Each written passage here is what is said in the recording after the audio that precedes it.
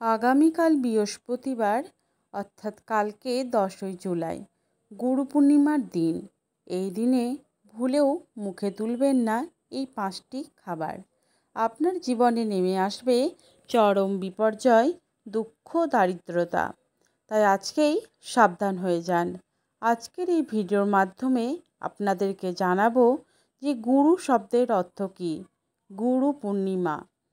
তো গুরু পূর্ণিমা কেন পালন করব, গুরু মন্ত্র কিভাবে জপ করব, গুরু পূর্ণিমার দিন কি কি করতে নেই, গুরু পূর্ণিমার দিন কি কি করা উচিত ইত্যাদি আজকের এই ভিডিওর মাধ্যমে আপনাদেরকে জানাবো। নমস্কার, বেঙ্গলি ব্লগার মমিতা চ্যানেলের পক্ষ থেকে জানাই সবাইকে সুস্বাগতম। তো আমি ভালো আছি, আশা করছি ঈশ্বরের আশীর্বাদে আপনারা সবাই ভালো আছেন। তো কালকেই হচ্ছে আমাদের গুরু পূর্ণিমা। গুরুকে শ্রদ্ধা, ভক্তি এবং সম্মান জানানোর জন্য বিশেষ দিনই হলো গুরু পূর্ণিমা। গুরু শব্দটির অর্থ হচ্ছে গু এবং রু, এই দুটি সংস্কৃত শব্দ দ্বারা গঠিত। গু শব্দের অর্থ হচ্ছে অন্ধকার বা অজ্ঞতা এবং রু শব্দের অর্থ হলো যা অন্ধকারকে বশীভূত করে, অর্থাৎ যিনি আমাদের মনের অন্ধকার দূর করে জ্ঞানের আলো দেখান, তিনি প্রকৃত গুরু। আষাঢ় মাসের পূর্ণিমা তিথিতে প্রতি বছর গুরু পূর্ণিমা পালন করা হয়।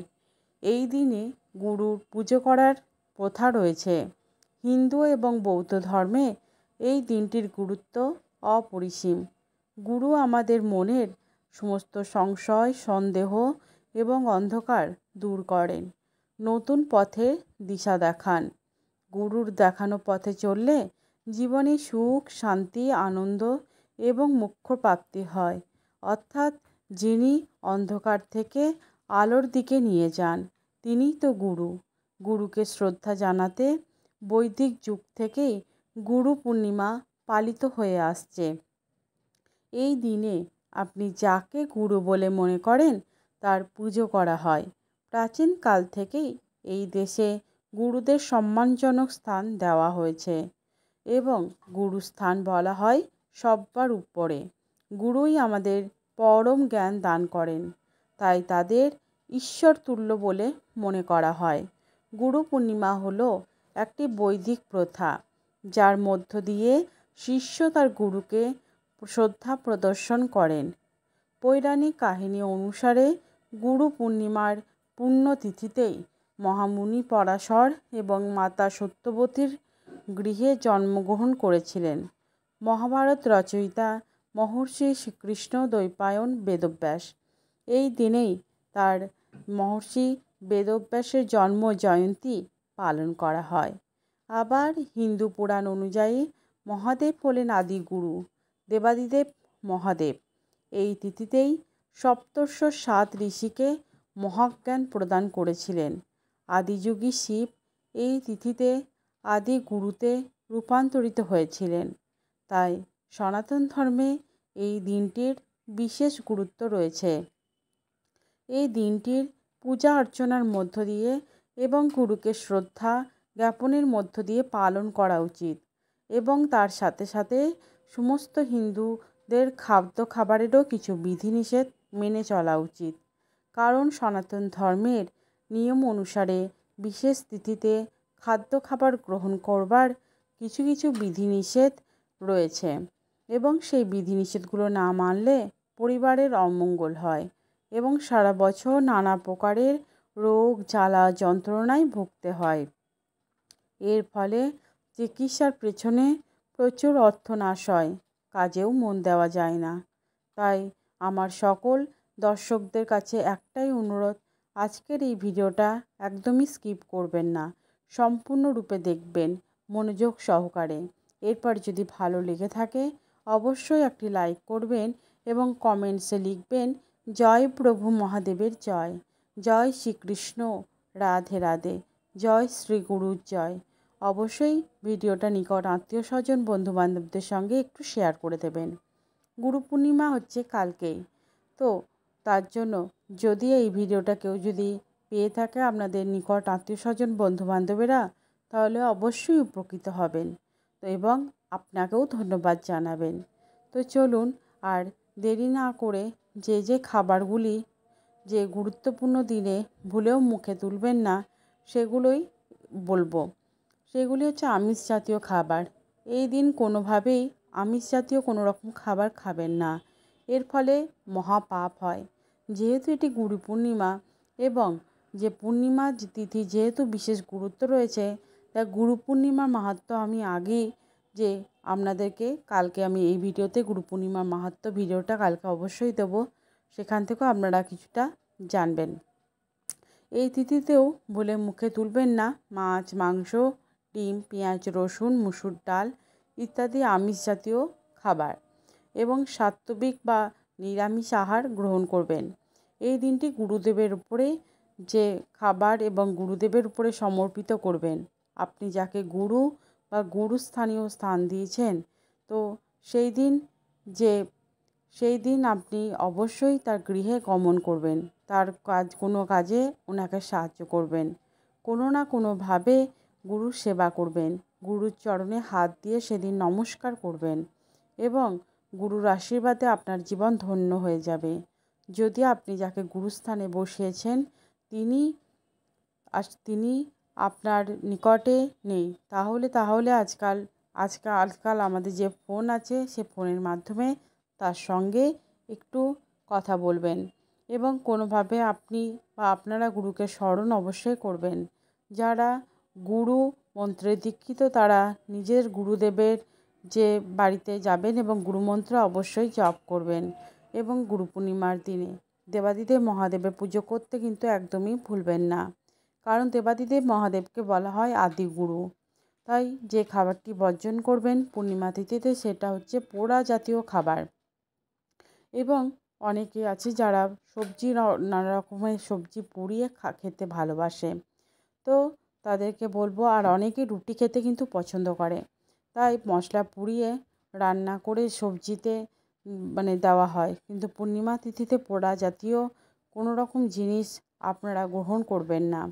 এবং পূর্ণিমা তিথিতে পোড়া জাতীয় জিনিস যদি আপনি গ্রহণ করেন তাহলে আপনার জীবনে দুর্ভোগ নেমে আসবে এবং পূর্ণিমা তিথিতেই কোনোভাবে পোড়া কোনো কিছু জিনিস বা পোড়াতে নেই, সেই জিনিসটি পুড়িয়ে সেটি খাবার হিসেবে গ্রহণ করতে নেই। এর ফলে শরীরে নানা প্রকারের জ্বালা যন্ত্রণা হবে। তাই পূর্ণিমা তিথিতে রুটি খাওয়া বর্জন করবেন। রুটিও একটি পোড়া জাতীয় খাবারের মধ্যেই পড়ে। পূর্ণিমা তিথিতে চেষ্টা করবেন আপনি সাত্ত্বিক আহার গ্রহণ করতে। তেল মশলাযুক্ত খাবার কম খেয়ে যে কোনো রকম নিরামিষ খাবার গ্রহণ করবেন এবং গুরু পূর্ণিমাতে গুরুদেবের প্রতি শ্রদ্ধা এবং কৃতজ্ঞতা জানানোর পর একটি পবিত্র দিনে এই দিন কী করবেন আর কী করবেন না, তো সেটাই আজকের এই ভিডিওতে বলবো। গুরু পূর্ণিমার দিনে যা করবেন সেটা হচ্ছে সকালে স্নান করবেন এবং পুজো গুরু পূর্ণিমার দিন ব্রহ্ম মুহূর্তে অর্থাৎ মোটামুটি 3:30 থেকে 5টার মধ্যে সঠিক যে সময় হচ্ছে সূর্যোদয় ওঠার 96 মিনিট আগে শুরু হয় ব্রহ্ম মুহূর্ত। অর্থাৎ আজকে হচ্ছে সূর্যোদয়ের 5টা মিনিট যে তার ঠিক 96 মিনিট আগে ব্রহ্ম মুহূর্ত শুরু হয় এবং থাকে 48 মিনিট পর্যন্ত।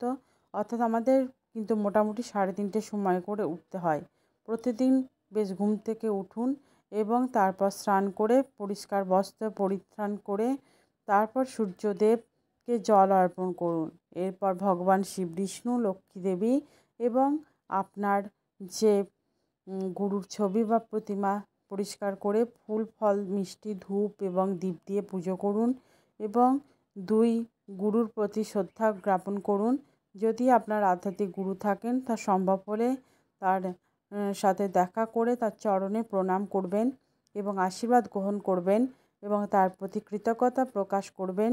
এবং যদি গুরু জীবিত না থাকেন বা দূরে থাকেন তার ছবি বা প্রতিমার সামনে প্রণাম করে তাকে স্মরণ করুন। এই দিনে দান করা হচ্ছে অত্যন্ত শুভ বলে মনে করা হয়। আপনার সামর্থ্য অনুযায়ী অন্নদান, বস্ত্রদান, শস্যদান, মিষ্টদান এবং যে অন্যান্য প্রয়োজনীয় জিনিস অভাবী মানুষদের দান করুন। এতে দেবী লক্ষ্মী ও ভগবান শিব, বিষ্ণু প্রসন্ন হবেন। অনেকে দুধ ও রূপ দান করা এড়িয়ে চলেন এবং যে ভগবান যে আধ্যাত্মিক গ্রন্থ পাঠ এবং ধ্যান, এই দিনে মহাভারত, শ্রীমদ্ ভগবদ্ গীতা বা অন্যান্য কোনো আধ্যাত্মিক গ্রন্থ, রামায়ণ, বেদ, উপনিষদ এবং চৈতন্য চরিতামৃত, চৈতন্য ভগবত, রামকৃষ্ণ কথামৃত কোনো আধ্যাত্মিক গ্রন্থ পাঠ করা, শুভ ধ্যান এবং নীরবতা পালন করলে মানসিক শান্তি লাভ হয়। গুরুর শিক্ষাকে আরও গভীরভাবে উপলব্ধি করা হয়। গুরুমন্ত্র জপ করা এবং গুরু পূর্ণিমার দিনে গুরুমন্ত্র জপ বিশেষভাবে ফলদায়ক। গুরু প্রণাম মন্ত্র কি এবার আমরা শুনে নেব। গুরু প্রণাম মন্ত্র হচ্ছে ওম অজ্ঞানতিমির এবং যে জ্ঞান শলাকায়া চৌক স্বর মিলিত তস্मै শ্রী গুরুবে নমঃ, অর্থাৎ যিনি অজ্ঞানতার অন্ধকারে আচ্ছন্ন আমার চোখে জ্ঞানের অঞ্জন শলাকা দিয়ে খুলে দিয়েছেন, সেই শ্রী গুরুকে আমি প্রণাম করি। গুরু ব্রহ্মা গুরু বিষ্ণু গুরুদেব যে মহেশ্বর গুরুরেব পরং ব্রহ্ম তস্मै শ্রী গুরুবে নমঃ, অর্থাৎ গুরুই ব্রহ্মা, গুরুই বিষ্ণু, গুরুই মহেশ্বর স্বরূপ, গুরুই হচ্ছে পরম ব্রহ্ম, সেই গুরুকে আমি প্রণাম করি। এছাড়া বিভিন্ন ধারায় বিভিন্ন দেবদেবীর বীজ মন্ত্র বা নাম জপও গুরুমন্ত্র জপ হিসেবে প্রদান করা হয়। যেমন হরে কৃষ্ণ কৃষ্ণ কৃষ্ণ হরে হরে, হরে রাম রাম রাম হরে হরে। এই হরে কৃষ্ণ মহামন্ত্র ওম নমঃ শিবায়, ওম নমঃ ভগবতে বাসুদেবায় নমঃ ইত্যাদি। তবে এই মন্ত্রগুলি গুরু নির্দেশিত পন্থায় জপ করা ফলদায়ক বলে মনে করা হয়। পিতা মাতা প্রবীণদের সম্মান। গুরু পূর্ণিমা শুধু আধ্যাত্মিক গুরুর জন্য নয়, আপনার পিতা, আপনার মাতা, জীবনে অন্যান্য শিক্ষক, আপনি যাদের কাছে যাই শিখেছেন তারা সকলেই তো আপনার গুরু। তাই তাদেরকে এবং অন্যান্য প্রবীণদের প্রতি শ্রদ্ধা এবং কৃতজ্ঞতাই তো হচ্ছে জানানোর দিন। তাদের আশীর্বাদ গ্রহণ করুন, সাত্ত্বিক খাবার গ্রহণ করুন। এই দিনে সাত্ত্বিক খাবার গ্রহণ করুন। উপবাস পালন করতে পারলে তো খুবই ভালো হয়। তো আসুন এবার আমরা শুনব গুরু পূর্ণিমার দিনে যা যা করা উচিত নয়।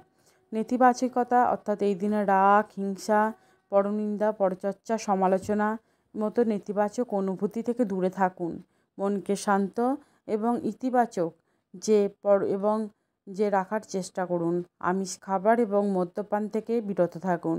গুরু পূর্ণিমার দিনে আমিষ খাবার, পেঁয়াজ, রসুন, মদ্যপান থেকে বিরত থাকুন। কালো বা ছেঁড়া পোশাক আজকের দিনে পরবেন না, যে গুরু পূর্ণিমার দিনে পরবেন না, কারণ এই দিনে কালো পোশাক বা ছেঁড়া পোশাক পরা এড়িয়ে চলুন, কারণ এটিকে অশুভ বলে মনে করা হয়। বাড়িতে অন্ধকার না রাখা, এই দিনে অন্ধকার একদমই ঘর রাখবেন না, সবসময় আলো জ্বালিয়ে রাখবেন, এটি শুভ বলে মনে করা হয়। গুরু বা প্রবীণদের অসম্মান না করা, গুরু বা অন্য কোনো প্রবীণ ব্যক্তিকে বা বৃদ্ধ ব্যক্তিকে অসম্মান করবেন না বা তাদের সম্পর্কে কোনো রকম খারাপ বা বাজে কথা বলবেন না। এমনকি গুরুর সামনে দাঁড়িয়ে কোনো কিছু সাহায্য নেওয়া বা তার মুখের দিকে পা রাখা কোনোভাবে উচিত নয়। অতিরিক্ত ভোগ, অতিরিক্ত বিলাসিতা, যেমন অতিরিক্তই কোনো কিছু উচিত নয়। অতিরিক্ত খাওয়া, কেনাকাটা, পার্টি করা এসবগুলো থেকে এড়িয়ে চলুন। আধ্যাত্মিকতা এবং আত্মনিয়ন্ত্রণের উপরে মনোযোগ দিন। আলস্য বা কর্মবিমুখতা ত্যাগ করুন। আধ্যাত্মিক যে অনুশীলন এবং জ্ঞান অর্জনে সক্রিয়ভাবে অংশগ্রহণ করুন। গুরু পূর্ণিমা আত্মপ্রতিফলন, গুরু শিষ্য সম্পর্ক আরও শক্তিশালী করার একটি সুযোগ। এই দিনটিকে আমরা শ্রদ্ধার সাথে পালন করে আপনি আপনার জীবনে আরও শান্তি সমৃদ্ধি নিয়ে আসতে পারেন। আজকের ভিডিওটা এখানেই শেষ করছি। যদি ভালো লেগে থাকে একটি লাইক করবেন, অবশ্যই কমেন্টে জয় শ্রীকৃষ্ণ লিখে যাবেন। সবাই ভালো থাকবেন, সুস্থ থাকবেন, সাবধানে থাকবেন। Tata, bye bye.